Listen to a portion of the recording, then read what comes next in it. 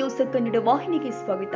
Doctor Pranavananda ಶ್ರೀಗಳ ನೇತೃತ್ವದಲ್ಲಿ ನಡೆದ 708 ಕಿಲೋಮೀಟರ್ಗಳ ಪಾದಯಾತ್ರೆಗೆ ರಾಜ್ಯ ಸರ್ಕಾರ ಸ್ಪಂದನೆ ಕೊಟ್ಟಿದ್ದು, ಫೆಬ್ರವರಿ 28ರ ಒಳಗೆ ಮುಖ್ಯಮಂತ್ರಿಗಳೊಂದಿಗೆ ಮಾತುಕತೆ ನಡೆಸಲು ವ್ಯವಸ್ಥೆ ಮಾಡುವುದಾಗಿ ಹಿಂದುಳಿದ ವರ್ಗಗಳ ಸಚಿವ ಶಿವರಾಜ ತಂಗಡಗಿ ತಿಳಿಸಿದ್ದಾರೆ. ಈ ಭರವಸೆಯ ಹಿನ್ನೆಲೆ 38 ದಿನಗಳ ಹೋರಾಟ ಸುಖಾಂತ್ಯಗೊಂಡಿದೆ. ಕಲಬುರಗಿ ಜಿಲ್ಲೆಯ ಚಿತ್ತಾಪುರ ತಾಲೂಕಿನ ಕರದಾಳ ಬ್ರಹ್ಮಶ್ರೀ ನಾರಾಯಣ ಗುರುಶಕ್ತಿಪೀಠದಿಂದ GR ರಂದು ಆರಂಭವಾದ ಪಾದಯಾತ್ರೆ 38 ದಿನದಲ್ಲಿ 708 ಕಿಲೋಮೀಟರ್ ಕ್ರಮಿಸಿ ಫೆಬ್ರವರಿ 12ರಂದು ಬೆಂಗಳೂರಿನ ಫ್ರೀಡಂ ಪಾರ್ಕ್ಗೆ ತಲುಪಿದೆ. ಈ ವೇಳೆ ಇದೀಗ ಬಿಲ್ಲವ ಸೇರಿ 26 ಪಂಗಡಗಳ ಭಾರಿ ಶಕ್ತಿ ಪ್ರದರ್ಶನ ಜರುಗಿದೆ. ಸ್ವಾಮೀಜಿ ಮುಂದಿಟ್ಟ 18 ಬೇಡಿಕೆಯಲ್ಲಿ 6 ಬೇಡಿಕೆಗಳನ್ನು ಶೀಘ್ರದಲ್ಲೇ ಬಗೆಹರಿಸುವುದಾಗಿ ಸಚಿವರು ಭರವಸೆ ಕೊಟ್ಟಿದ್ದಾರೆ.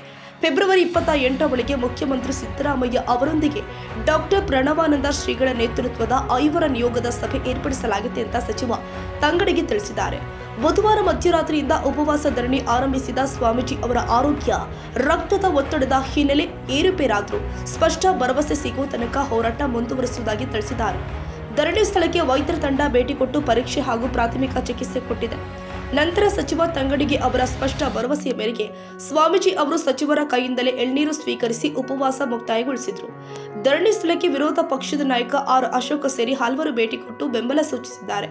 ವಿವಿಧ ಮಠಾಧೀಶರು ಮತ್ತು ಸಮುದಾಯದ ಮುಖಂಡರು ಹೋರಾಟದಲ್ಲಿ ಭಾಗವಹಿಸಿದ್ರು. ಹೀಗಾಗಿ 38 ದಿನಗಳ ಪಾದಯಾತ್ರೆ ಮತ್ತು ಉಪವಾಸ ಧರಣಿ ಸರ್ಕಾರದ ಭರವಸೆಯೊಂದಿಗೆ ಅಂತ್ಯಗೊಂಡಿದೆ.